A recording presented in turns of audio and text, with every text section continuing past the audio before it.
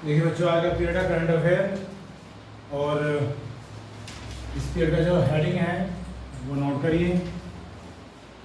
लद्दाख में केंद्रीय विश्वविद्यालय, सेंट्रल यूनिवर्सिटी इन लद्दाख।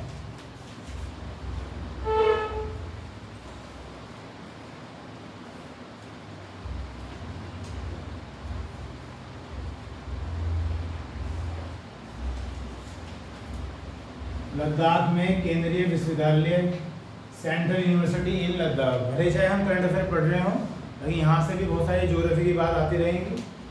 जीएस एक ऐसा सब्जेक्ट है जो एक तरह से मुझे लगता है राउंड वे में है।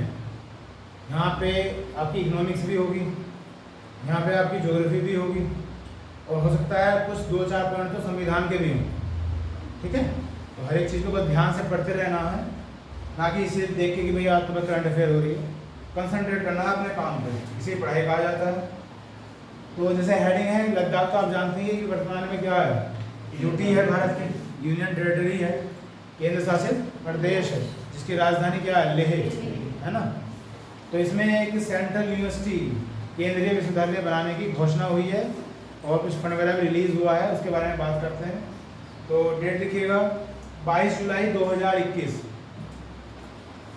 22 जुलाई, बहुत ही कम लिखवाऊंगा, समझाऊंगा ज़्यादा, पर जितना भी लिखवाया जाए उसे आप ध्यान से सुनें। 22 जुलाई 2021 को लद्दाख की राजधानी लेह में, in the capital of Ladakh Leh,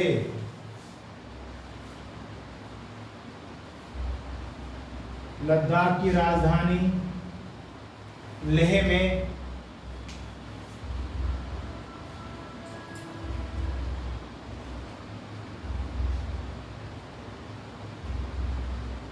वित्त मंत्री के द्वारा बाय फाइनेंस मिनिस्टर, वित्त मंत्री के द्वारा बाय फाइनेंस मिनिस्टर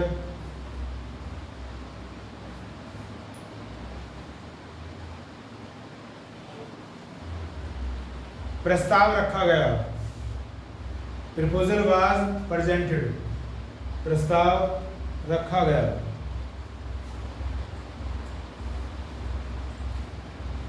सबसे पहले तो ये बताइए कि वित्त मंत्री है, फाइनेंस मिनिस्टर वो कौन है, निर्मला सीतारमन। किसी को नाम याद ना हो तो वर्तमान में है Nirmala Sitharaman, finance minister of India. GRD में नेक्स्ट टाइम लिखिएगा। जम्मू कश्मीर अधिनियम 2019 के अनुसार, according to act Jammu and Kashmir 2019, Jammu and Kashmir act और 2019 के अनुसार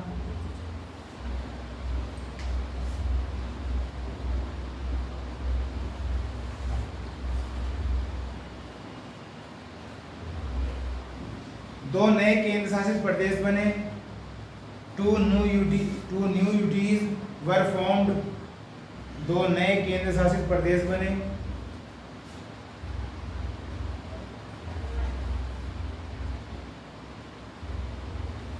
तथा केंद्रीय विश्वविद्यालय एंड सेंट्रल यूनिवर्सिटी, तथा केंद्रीय विश्वविद्यालय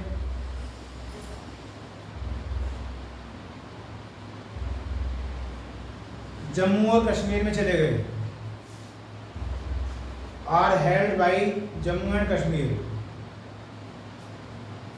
जम्मू और कश्मीर में चले गए। इनके नाम, देयर नेम्स, इनके नाम, देयर नेम्स, जम्मू केंद्रीय विश्वविद्यालय, Jammu central university,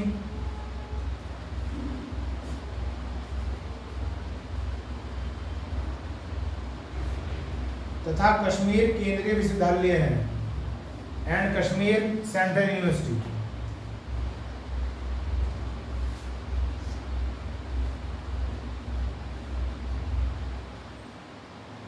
next line, 5 अगस्त 2021 को, ऑन 5 अगस्त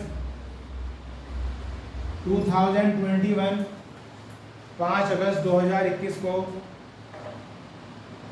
लोकसभा के द्वारा, बाय लोकसभा,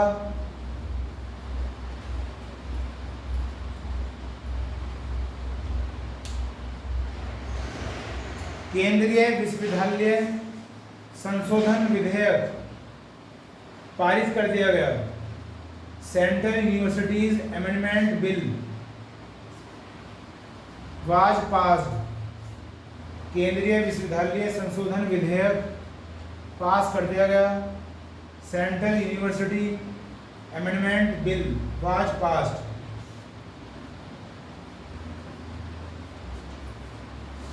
अगस्त 2021 को 6 अगस्त 2021 को राज्यसभा के द्वारा बाय राज्यसभा, पहले एक बार लिख लो तो दोबारा से एक्सप्लेन कर दूंगा। राज्यसभा के द्वारा तथा 12 अगस्त को एंड ऑन 12 अगस्त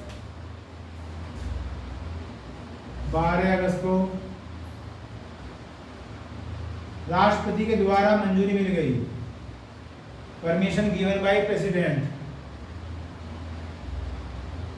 राष्ट्रपति के द्वारा मंजूरी मिल गई।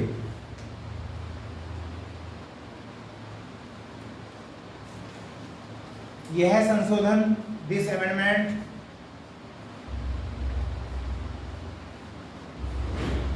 दो 2009 के अधिनियम में किया गया। This amendment was done in the act of 2009। 2009 के एक्ट में किया गया।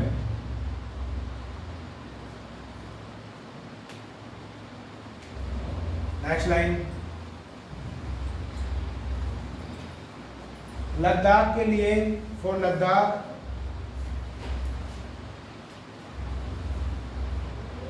सिंधु केंद्रीय विश्वविद्यालय होगा। Will be Indus central university. Sindhu केंद्रीय विश्वविद्यालय होगा। ब्रैकेट में नदी के नाम पर पहला, first on the name of river. नदी के नाम पर पहला, ब्रैकेट बंद। इसका बजट, इट्स बजट 7 वर्षों के लिए फॉर 7 ईयर्स। 7 वर्षों के लिए फॉर 7 ईयर्स 750 करोड़ रुपए है। Is 750 crore rupees. 750 करोड़ रुपए है।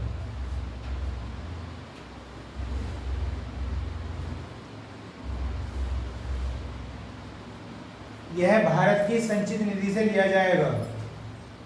This will be taken from the consolidated fund of India. यह भारत की संचित निधि से लिया जाएगा। This will be taken from consolidated fund of India.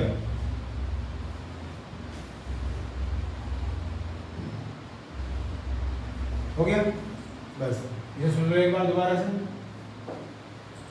Central university इन लद्दाख। जैसे हम जानते हैं कि लद्दाख जो था पहले कहाँ पे था? जम्मू कश्मीर में ही था। और जम्मू कश्मीर क्या था? राज्य। तो जो यूनिवर्सिटी जम्मू कश्मीर के पास थी वो अधिकार क्षेत्र में किसके थी? लद्दाख के अधिकार क्षेत्र में आती थी। लेकिन जब दोनों यूटी अलग हो गई तो जो यूनिवर्सिटी वहाँ पहले से थी वो एक तो चली गई जम्मू में, एक चली गई कश्मीर में, जिनके मैंने नाम भी लिखवाया है, जम्मू केंद्रीय विश्वविद्यालय और कश्मीर केंद्रीय विश्वविद्यालय। दैट मीन्स लद्दाख के पास अब कोई भी सेंट्रल यूनिवर्सिटी नहीं रही। तो जो एक्ट था, जो अधिनियम था, वो तो 2009 का था, जिसे कहा गया केंद्रीय विश्वविद्यालय अधिनियम 2009, सेंट्रल यूनिवर्सिटी एक्ट ऑफ 2009। जो केंद्रीय विश्वविद्यालय कोई बनेगा, कैसे बनेगा, ये निर्धारित करता है। जो कानून बनाया गया था 2009 में बना था। अब 2021 चल रहा है और 2021 की बात हो रही है जुलाई अगस्त की। तो इसमें जो संशोधन किया गया है, जो अमेंडमेंट किया गया है, वो इसमें किया गया है। कानून तो पहले से ही था, उसमें जो चेंज किया गया, जिसे हम क्या बोल रहे हैं, अमेंडमेंट, वो किसमें किया गया? 2009 के कानून में। और जो अब आया उसे हम बोलेंगे केंद्रीय विश्वविद्यालय अधिनियम 2021, सेंट्रल यूनिवर्सिटी एक्ट ऑफ 2021। बात समझ में आई। उसके बाद 2-3 डेट लिख रखी है।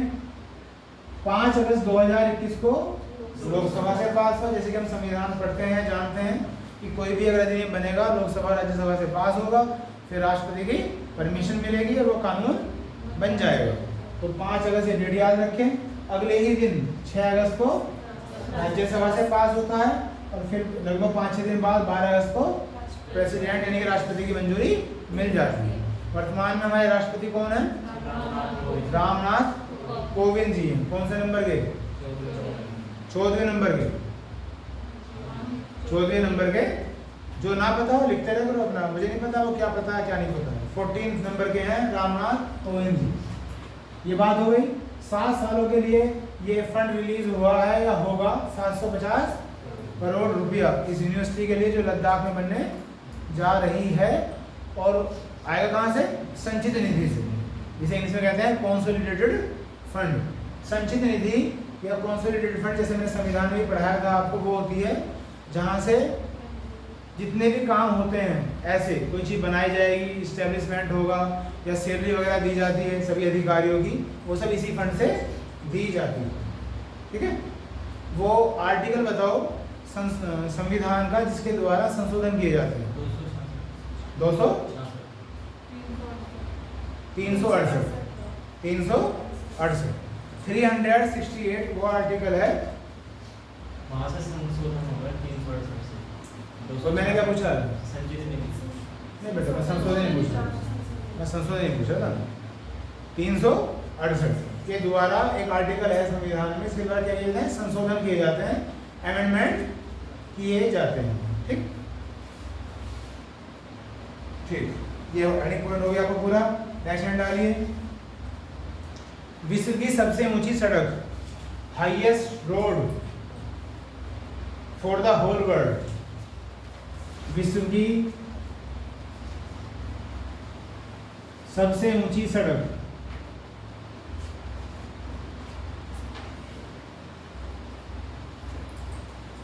विश्व की सबसे ऊंची सड़क, ये हेडिंग हो गया।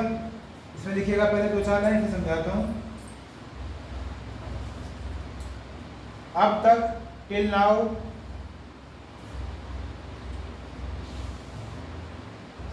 यह रिकॉर्ड, दिस रिकॉर्ड बोलीविया देश के पास था, was to the country of Bolivia.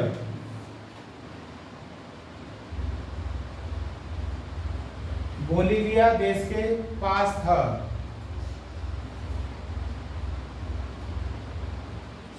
इस सड़क की ऊंचाई, हाइट ऑफ दिस रोड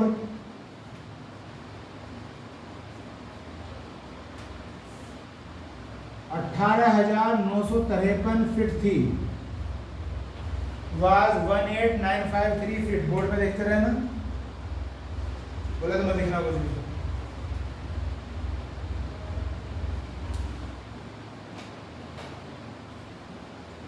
चार अगस्त 2021 को ऑन 4 अगस्त 2021, 4 अगस्त 2021 को बीआरओ के द्वारा, बाई बीआरओ, एक नया कीर्तिमान बनाया गया। A new record was setup. एक नया कीर्तिमान बनाया गया। A new record was setup. तथा नई सड़क की ऊंचाई and height of this new road, नई सड़क की ऊंचाई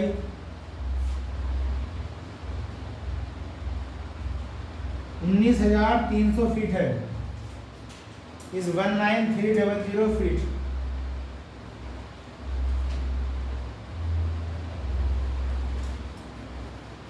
इसका निर्माण 2017 में शुरू हुआ था। This was started in 2017। इसका निर्माण 2017 में शुरू हुआ था तथा प्रोजेक्ट का नाम and name of project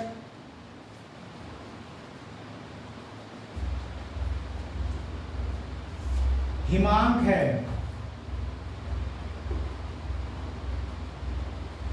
name of project is हिमांक। सड़क की लंबाई 52 किलोमीटर है। Length of road is 52 kilometre. सड़क की लंबाई 52 किलोमीटर है, 52 किलोमीटर।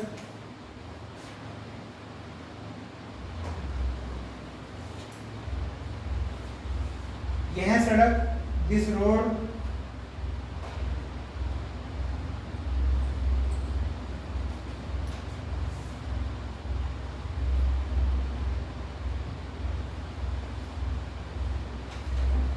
उमलिंग ला दर्रे से गुजरती है।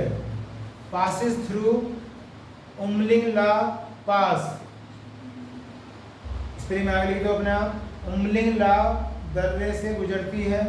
पढ़ने में आना चाहिए उमलिंग ला। तथा लद्दाख के 2 गांवों को जोड़ती है। And join 2 villages of Ladakh. Ladakh के 2 गांवों को जोड़ती है।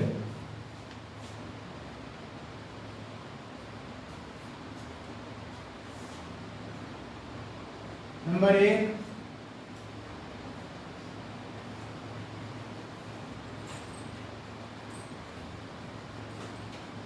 नंबर 2 चिसुमुले देमचोक। नाम बड़े अजीब अजीब होंगे। लद्दाख की बात हो रही है, कोई नॉर्थ इंडिया की बात तो हो नहीं रही। चिसुमुले देमचोक, ये 2 गांव हैं लद्दाख के जिन्हें आपस में जोड़ती है। नेक्स्ट लाइन,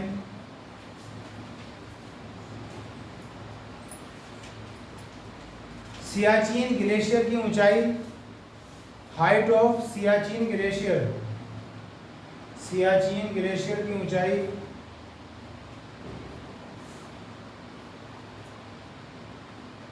लगभग 17,700 फीट है। लगभग 17,700 फीट है।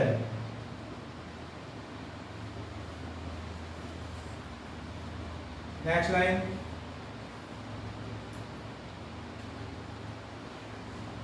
लद्दाख में, इन लद्दाख 1985 में, इन 1985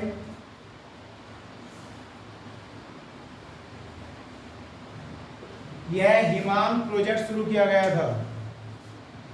this Himank project was started.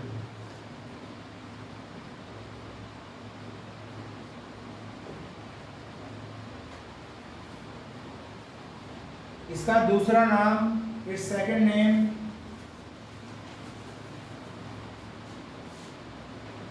The mountain tamers है। Is the mountain टैमर्स।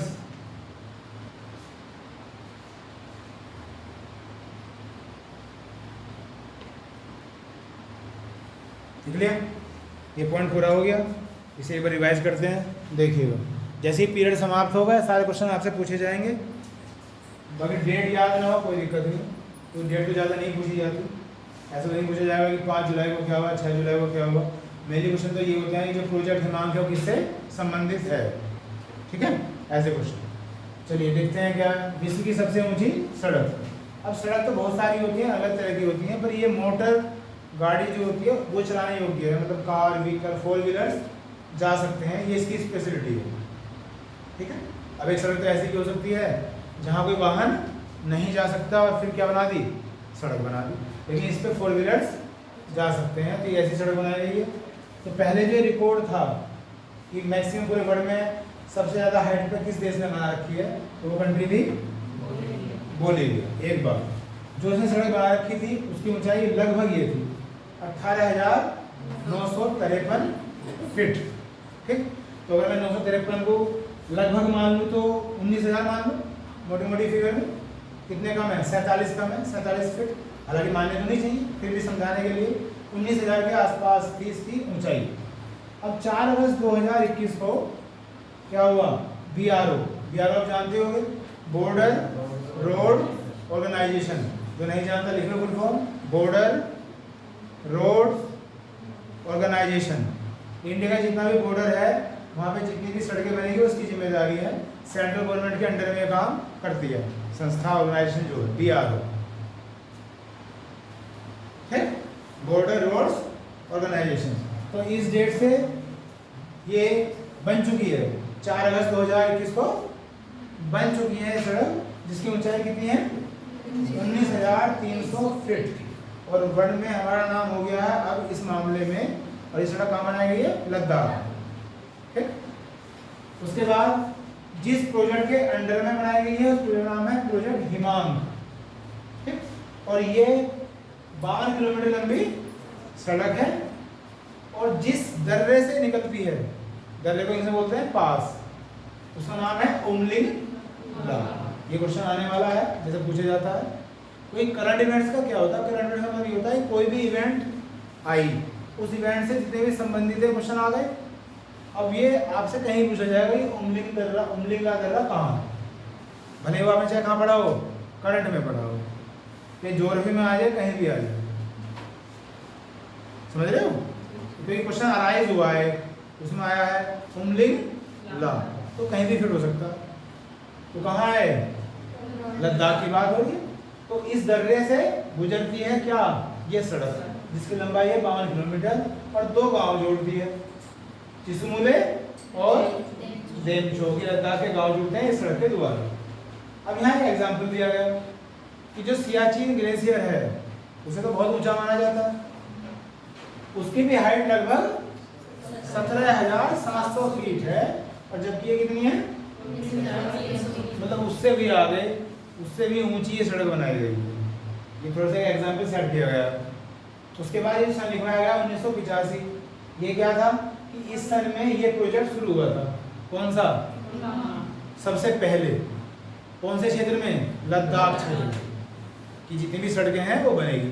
फिर गवर्नमेंट आती रहती है, चेंज होती रहती है, किसी का ध्यान कम जाता है, किसी का ध्यान बहुत ज़्यादा जाता है इन चीज़ों की तरफ। और मुझे लगता है कि पिछले शायद 5-6 साल में ज़्यादा गया है इन गवर्नमेंट का ध्यान कि जो बॉर्डर रोड्स हैं वो हमारी ज़रूरत से ज़्यादा तैयार होनी चाहिए, ताकि जब ज़रूरत पड़े तो कोई भी टैंक वगैरह या कोई भी इस तरह के वेपन्स वगैरह हैं वो जाए जा सके, ले जाए जा सके, रसद पहुँचाई जा सके। जब सड़क होगी तभी तो ये सब काम होंगे। पिछले 5-7 साल में बहुत तेज़ी आई है इन कामों में। और इस प्रोजेक्ट का दूसरा नाम क्या है बच्चों, द माउंटेन टेम्स। ठीक, ये हो गया आपका पॉइंट। नेक्स्ट हेडिंग डालिए, सिर्फ हेडिंग डालिए लद्दाख का, सिर्फ हेडिंग डालो, लद्दाख डालो बस, लद्दाख।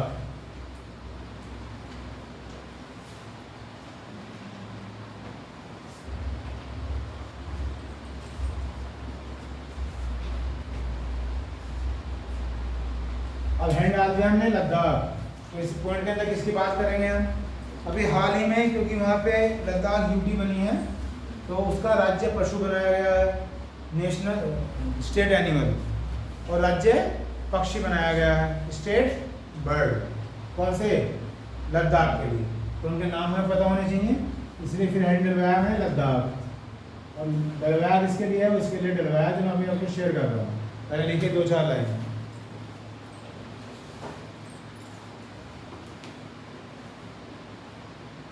राज्य पशु, स्टेट एनिमल,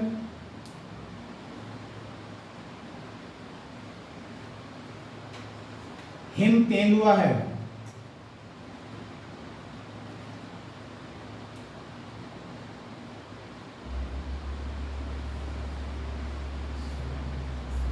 इंग्लिश में बोलेंगे स्नो लेपर्ड। ठीक, हिम तेंदुआ, तेंदुआ तो जानते ही, वो बर्फ वगैरह है तो हिम बोल दिया गया उसे, स्नो। ये तो राज्य पशु घोषित किया गया है वहां पर। उसके बाद नेक्स्ट लाइन, राज्य पक्षी, स्टेट बर्ड,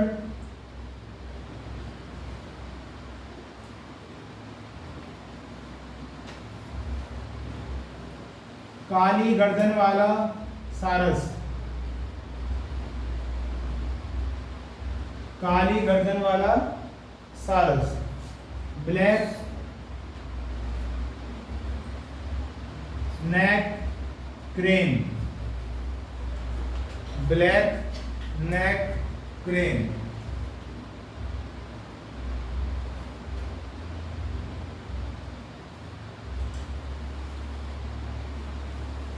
नेक्स्ट लाइन लिखिएगा, लिख लेते हैं। नेक्स्ट लाइन लिखिएगा इस एडी में, जम्मू कश्मीर के लिए फॉर J&K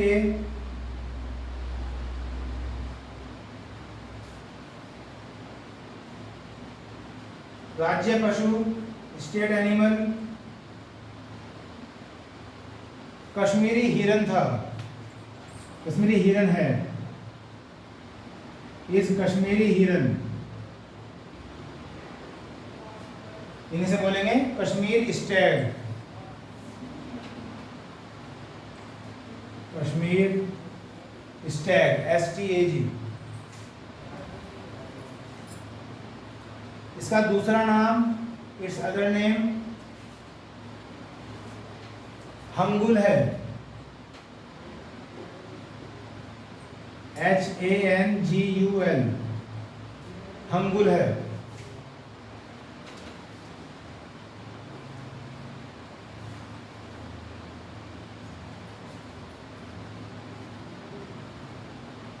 हिम तेंदुए का वैज्ञानिक नाम, scientific name of snow leopard,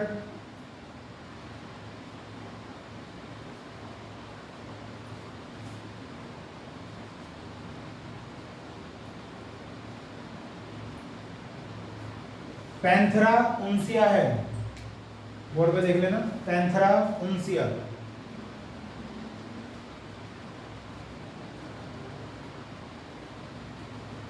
तथा सारस का वैज्ञानिक नाम and scientific name of crane,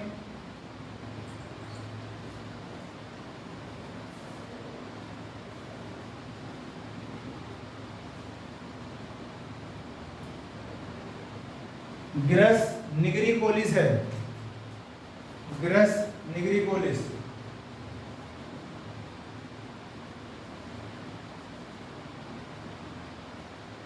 next line, हिम तेंदुए के लिए फॉर स्नो लेपर्ड, हिम तेंदुए के लिए 2009 में, इन 2009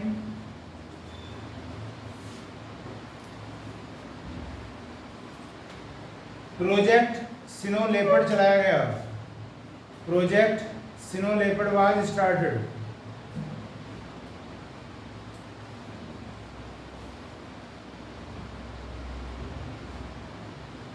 नेक्स्ट लाइन, प्रत्येक वर्ष, एवरी ईयर 23 अक्टूबर को, ऑन 23 अक्टूबर,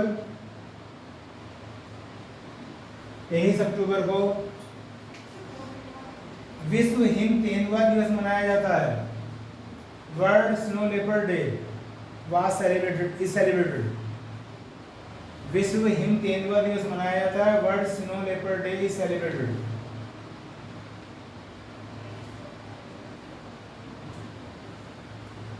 ये सारस, दीज क्रेन, ये सारस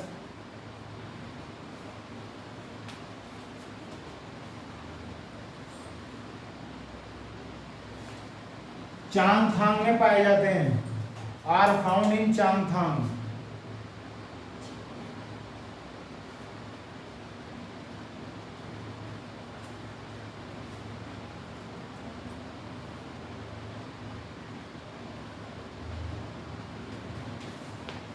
हो गया, सुनिए एक बार। तो मैंने बताया था कि लद्दाख की किसकी बात करनी है, कि जो राज्य पशु है और जो राज्य पक्षी है उसकी बात करनी है। तो जो राज्य पशु बनाया गया है, स्टेट एनिमल, उसका नाम क्या है, हिम तेंदुआ, स्नो लेपर्ड, ठीक है। दूसरा, काली गर्दन वाला सारस। अब सारस तो बहुत सारे होते हैं, जैसे कि हम पढ़ते हैं जो उत्तर प्रदेश है, उत्तर प्रदेश का जो पक्षी है वो भी क्या है, सारस ही है, क्रेन ही है। लेकिन ये वो है जिसकी गर्दन काली पाई जाती है, बहुत सारी प्रजातियां हैं। तो काली गर्दन वाला सारस है इसका राज्य पक्षी, ठीक। और ब्लैक नेक क्रेन बोलेंगे इंग्लिश में। अब ये बात मैं लिखवाई, जम्मू कश्मीर जब राज्य था तब इसका जो स्टेट एनिमल था वो ये था, कश्मीरी हिरन। और जब ये बन गया क्या यूटी, तो आज भी इसका यही है, यहाँ तो कोई बात चेंज नहीं हुई। और ये जो था काली गर्दन वाला सारस, ये पहले जम्मू कश्मीर का भी था, क्योंकि लद्दाख तो उसके अंदर ही था ना, ठीक। और अब इसके बाद अब ये दोनों कॉमन कर दिए गए हैं, लद्दाख के लिए भी और जम्मू कश्मीर के लिए भी। पर ऐसा भी था कि कुछ समय बाद फिर इन्हें अलग भी कर दिया जाएगा, लेकिन अभी तक ये कॉमन ही थी, ठीक। क्लियर बात। कल हम बायोलॉजी का पीरियड लिया था हमने, तो जब बायोलॉजी पढ़ रहे थे, कल पहला पीरियड था बायोलॉजी का, तो उसमें मैंने क्या कहा था कि एक साइंटिस्ट था जिसने साइंटिफिक नेम लिखने की पद्धति शुरू की थी। क्या नाम था उसका? Carolus Linnaeus. कैरोलस, उसने कहा था कि जितने भी साइंटिफिक नेम है 2 नाम से बनेंगे। तो जो पहला वर्ड है वो तो बताएगा वंश को, और दूसरा जाति को बताएगा। ये फिर देखो 2 वर्ड आ रहे हैं। तो पहला वर्ड किसे बताता है? वंश को, जेनरिक, और दूसरा जाति को बताता है। ये सब साइंटिफिक नेम है, बायोलॉजिकल नेम बोल सकते हैं। तो पैंथेरा उनसिया किसका हो गया? हिम तेंदुए। तो पैंथर जो वर्ड है वो यहाँ से तो आया है, पैंथर से, ठीक है। अब इनकी भी बहुत सारी प्रजाति रहती हैं, तो यहाँ जो जाति हो रही है, जिस जाति की बात हो रही है वो क्या है? उनसी। ये याद ही रखना पड़ेगा। और ये जो काली गर्दन वाला सारस, इसका नाम है गिरस निग्रिकोलिस। गिरस निग्रिकोलिस। सुन भी लिया, याद करने की आवश्यकता नहीं है, ऑप्शन में मिलेगा, निशानी तो लगाना। एक बार लिखवा दिया है, फिर सुना रहा हूँ बोल बोल के, इसलिए यही तो फायदा है कि बस जैसे वहाँ पे आएगा तो बस ठीक ही लगेगा, कोई दिक्कत नहीं है। वर्ड पर ये जो करंट अफेयर्स होती है बहुत ही ईजी होती है, ऐसे कुछ फैक्ट्स तो हमें याद रखने नहीं पड़ते, जनरली में नजर में निकल जाना चाहिए। 2009 क्यों लिखवाया? 2009 में प्रोजेक्ट चलाया था इस हिम तेंदुए के लिए सेंट्रल गवर्नमेंट के द्वारा। अब प्रोजेक्ट क्यों चलाया जाता है किसी जानवर के लिए? क्योंकि उनकी संख्या बहुत कम होती जा रही है, कहीं ऐसा ना हो कि वो एक्सटिंक्ट हो जाए, विलुप्त हो जाए। तो फिर उनका ध्यान रखा जाएगा, उनके लिए रिजर्व बनाए जाएंगे, उनका शिकार वगैरह ना हो। तो मतलब बहुत ज़्यादा कठिन प्रतिबंध लगा दिए जाएंगे ताकि वो सर्वाइव कर जाए। पता होगा आपको कि अब 2021 चल रहा है, लगभग मैं बात करता हूँ 2013 के आसपास की, तो ये समस्या आ गई थी शेरों के सामने। शेर बहुत कम हो गए थे, शायद संख्या ऐसी बची थी 50-60 के आसपास बची थी कुछ संख्या। उसके बाद फिर गवर्नमेंट ने कुछ कदम उठाए और अब संख्या बहुत बढ़ चुकी है, लगभग मुझे लगता है शायद 250-300 हो चुकी है अब, कई सालों के प्रयास के द्वारा। वरना ऐसा खतरा हो गया था कि ये जाति विलुप्त ही ना हो जाए, ठीक। ऐसे प्रोजेक्ट बनाए जाते हैं और हर साल 23 अक्टूबर को हिम तेंदुआ दिवस मनाया जाता है पूरे वर्ल्ड में। अब मनाने का मतलब यही है कि भाई ये भी एक जाति है, इसका भी आप ध्यान रखें, कहीं ऐसा ना हो कि बस इंसान की जाति ही रहे और कोई जाति ही ना बचे। और क्लाइमेट साइंस क्या कहता है? क्लाइमेट साइंस ये कहता है, मैंने पहले ही पढ़ाया था आपको बहुत समय पहले, कि अगर ऐसा है कि जिसे जाति संकट कह देते हैं, एक जाति बहुत बढ़ती जा रही है और दूसरी जातियां बहुत खत्म हो चुकी हैं, खत्म होने के कगार पर है, तो कहीं ना कहीं इस नेचर का बैलेंस डिस्टर्ब हो रहा है। और ऐसा होगा कि आने वाले समय में जो जाति बहुत ज़्यादा बढ़ रही है उसका विनाश भी निश्चित है। तो इस प्रकृति में सब चीज़ बैलेंस होकर आई थी, वो कुछ हमारी गतिविधियाँ ऐसी रही कि एक तो बहुत कम हो गई और एक बहुत ज़्यादा बढ़ गई, तो डिसबैलेंस है। तो ऐसा नहीं हो सकता कि भाई एक ही जाति रहेगी, प्रकृति अपना रूप चेंज करेगी और वो जाति भी विनाश की तरफ जाएगी। मैं बात इसी कर रहा हूँ, मानव जाति की बात कर रहा हूँ। तो क्लाइमेट साइंस ये कहता है। और ये चांगथोंग वो इलाका है लद्दाख का जहाँ सबसे ज़्यादा ये पक्षी पाया जाता है, ठीक है। चांगथोंग, लद्दाख की तो बात हो रही थी। ये 2-4 फैक्ट थे बच्चे, मैंने बताया।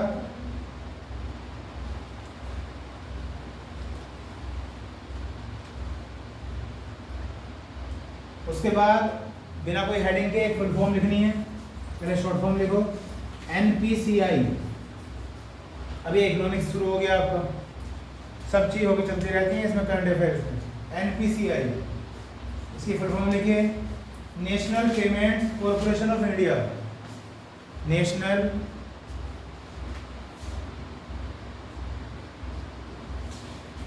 Payments corporation of India NPCI।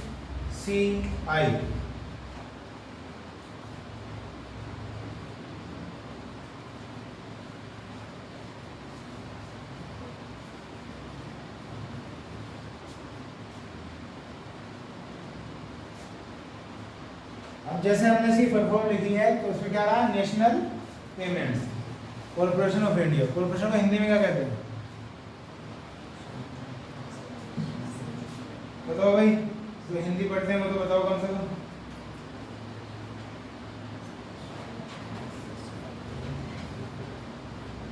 नहीं बताओगे? कॉरपोरेशन को हिंदी में कहते हैं निगम। क्या कहते हैं? निगम। ठीक, खैर, तो ये खुद फुल फॉर्म बता रही है कि नेशनल पेमेंट के लिए है, पूरे देश में पेमेंट के लिए है। तो अभी हाल फिलहाल में मोदी जी ने ई-रूपी लॉन्च किया था। क्या किया था? ई-रूपी। तो पूरे देश के लिए ई-रूपी का मतलब वही है, मतलब ट्रांजेक्शन हो सके ऑनलाइन, कॉन्टैक्टलेस जो हो रहा था अभी, उसे और बढ़ावा देने के लिए ये एक स्कीम स्टार्ट की थी, ई-रूपी। तो कोई पूछे आपसे कि ई-रूपी किसके द्वारा शुरू की गई है? NPCI के द्वारा। ये तो एक स्कीम हो गई ना, तो किसके अंडर में है? इस संस्था के अंडर में काम करेगी। ये जितनी भी हैं वो सब इसी संस्था के अंडर में काम करती हैं। और साथ साथ में 14 बैंक जोड़े गए हैं इस संस्था के द्वारा ई-रूपी के लिए। 14 बैंक्स जोड़े गए हैं। उनके नाम लिखना मुझे लगता है ज़्यादा इंपॉर्टेंट नहीं है, बस संख्या आप लिख लें।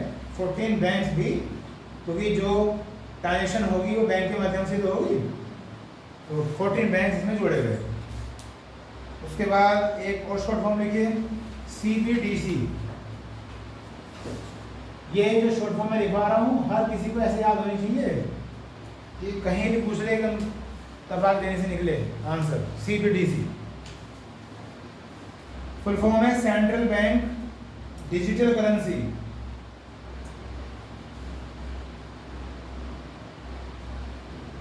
Central bank digital currency.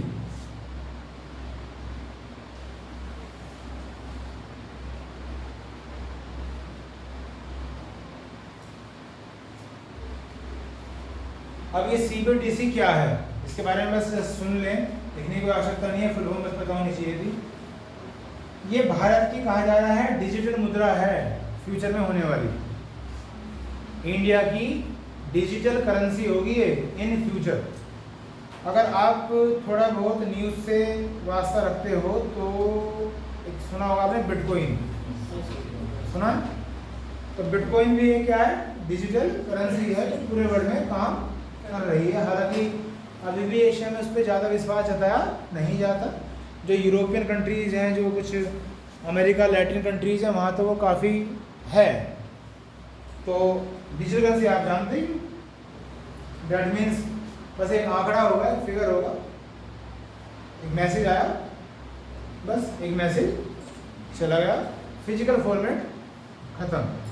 ना छपाई, ना इंक की ज़रूरत, ना पेपर की ज़रूरत, ना नकली नोट है, असली नोट है, ना उसकी ज़रूरत। लेकिन ये चीज़ें धीरे धीरे होंगी और वर्ल्ड ने एक्सेप्ट कर लिया है। बिटकॉइन चल रहा है, ऐड भी आने लगे, इंडिया में भी ऐड आने लगे। अगर आप देखें टीवी पे उसके ऐड आ रहे हैं, बिटकॉइन में इन्वेस्ट करना चाहता हो कोई, हाँ, तो वो भी होने लगा।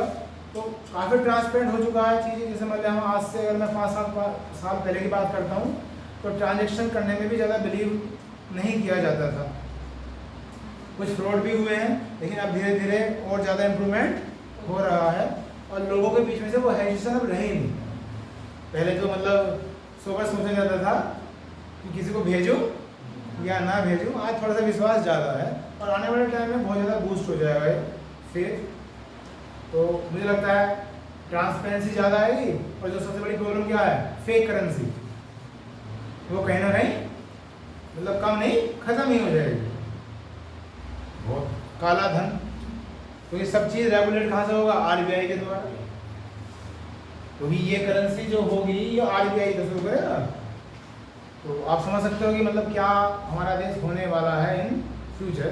कोई पूछा आपसे CBDC क्या है, तो आप कहेंगे एक लाइन में, this is the future digital currency of India. Okay, full form में लिखवा दिया, सेंट्रल बैंक डिजिटल करेंसी। और सेंट्रल बैंक का मतलब क्या है, RBI, reserve bank of. By the way, RBI की स्थापना कौन से साल में हुई थी बच्चों? 1935 में। ये बोल रहे हो ना, 1935 में RBI की स्थापना हुई थी। और इसका नेशनलाइजेशन कब हुआ था? 1949 में। राष्ट्रीयकरण हुआ था इसका 1949 में, बना था 1935 में। बात है RBI की, रिजर्व बैंक ऑफ इंडिया। चलिए आगे चलते हैं।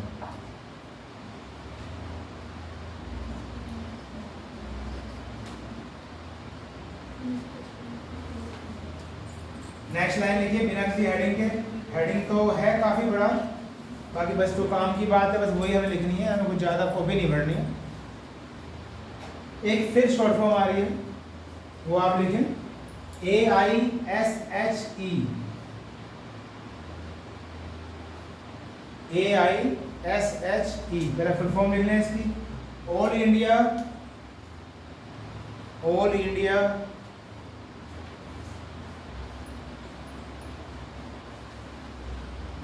सर्वे on higher education. All India survey on higher education.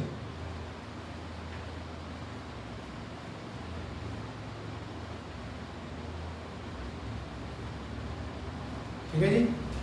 अब हायर एजुकेशन की बात हो रही है, तो मतलब जो कॉलेज वगैरह हैं उनकी बात हो रही है, और ऑल इंडिया बेस पे हो रही है। ये तो फुल फॉर्म हो गई। अब इसमें बहुत बड़े आंकड़े जुटाए गए हैं। आंकड़े क्या जुटाए गए हैं कि जितने भी हमारे देश में पढ़ने के लिए आते हैं विदेशों से, उनके एडमिशन या उनका एनरोलमेंट कौन से स्टेट में सबसे ज़्यादा हो रहा है, कौन से कॉलेज वगैरह में ज़्यादा हो रहा है, क्यों हो रहा है, या एक ऐसा स्टेट जिसमें यूनिवर्सिटी तो बनी हुई है और वहाँ कोई फॉरेनर एडमिशन लेना ही नहीं चाहता, तो वहाँ क्यों नहीं हो रही। तो सीधी सी बात है, सर्वे किया जा रहा है, इसलिए तो किया जा रहा है कि इम्प्रूवमेंट आए इस फील्ड में, तभी तो सर्वे की जरूरत पड़ी। तो लिखवाने के लिए तो बहुत कुछ है कि भाई नेपाल से इतने आ रहे हैं, और बांग्लादेश से इतने आ रहे हैं, और ऑस्ट्रेलिया से इतने आ रहे हैं, पता नहीं क्या है। लेकिन जो एक दो लाइन खास खास हैं वो तो फुल फॉर्म हो गई आपकी AISHE। अगली लाइन लिखिए, 2021 में, इन 2021 यह 10वीं रिपोर्ट है, यह 10वां सर्वे है। रिपोर्ट मत लिखो, सर्वे लिखो। 10वां सर्वे है, ब्रैकेट में 2011 से शुरू, स्टार्टेड फ्रॉम 2011, ब्रैकेट बंद। 2011 से शुरू, स्टार्टेड फ्रॉम 2011। नेक्स्ट लाइन, सबसे अधिक नामांकन, द मोस्ट एनरोलमेंट्स, सबसे अधिक नामांकन, इसके आगे एरो बनाओ, लिखो Uttar Pradesh, coma Maharashtra, coma Tamil Nadu.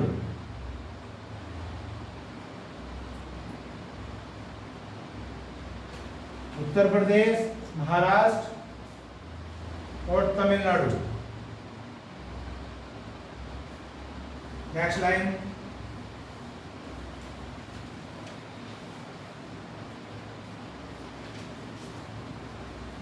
College की संख्या, number of college,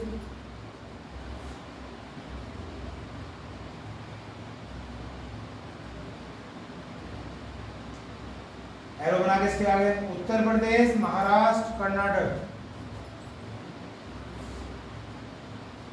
Uttar Pradesh, Maharashtra, Karnataka.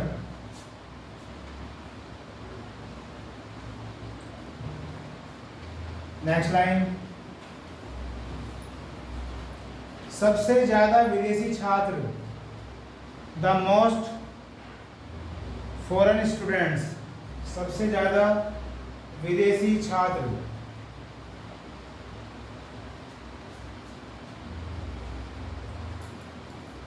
Arrow बना के नेपाल, ब्रैकेट में 28.1%, 28.1%, कोमा अफगानिस्तान,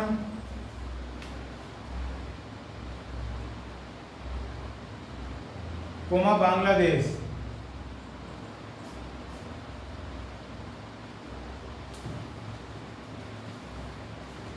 हो गया। बस ये दो चार लाइन लिखवानी थी मुझे, एक बार देख लो। इसकी फुल फॉर्म क्या है बच्चों? आशिकी all India survey on higher education.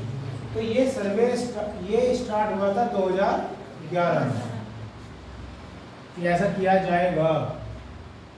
और अब जब 2021 में हुआ तो कौन से नंबर का हो रहा है? 10 नंबर का सर्वे हुआ है इस साल, जो हम करंट अफेयर में पढ़ रहे हैं। सर्वे में बहुत सारी बातें हैं जो मैंने 2-3 लिखवाई। मैंने क्या लिखवाया? मैंने ये 3 राज्य के नाम लिखवाए, द मोस्ट एनरोलमेंट लिखवाया था, शायद ये लिखवाया था। सबसे ज़्यादा जो नामांकन हो रहे हैं एडमिशन लेने के लिए कहाँ पे? कॉलेज वगैरह में। तो सबसे ज़्यादा है उत्तर प्रदेश, नंबर 2 पे महाराष्ट्र, नंबर 3 पे तमिलनाडु। ठीक। जब हम जाते हैं नॉर्थ इंडिया में तो उत्तर प्रदेश, सेंट्रल इंडिया कह सकते हैं, Maharashtra, north India, south India कह सकते हैं, तमिलनाडु। फिर भी 30 नंबर पे आता है एनरोलमेंट के बाद में।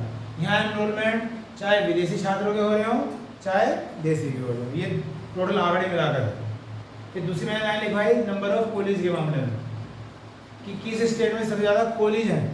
तो ये दोनों सेम रहते हैं, उत्तर प्रदेश में सबसे ज़्यादा कॉलेज हैं। फिर दूसरे नंबर पर महाराष्ट्र आता है, लेकिन तीसरे नंबर पर आता है कर्नाटक। यह है किस राज्य में सबसे ज़्यादा कॉलेज है। और उसके बाद जो लिखवाया गया वो लिखवाया गया विदेशी छात्र सबसे ज़्यादा कौन से देश से आते हैं, तो वो है नेपाल। उसमें मैंने परसेंटेज भी लिखवाई, कितनी? लगभग 28.1%। फिर बाकी परसेंटेज मैंने छोड़ दी। दूसरे नंबर पे आते थे अफगानिस्तान से, हालांकि आदमी तो अफगानिस्तान का हाल बुरा है, लेकिन आते थे। ठीक। अब तो पता नहीं कोई कहता आएगा या नहीं आएगा, क्योंकि वहाँ तो पढ़ने को भी मना किया जा रहा है अब शायद। और तीसरे नंबर पे कौन है? बांग्लादेश।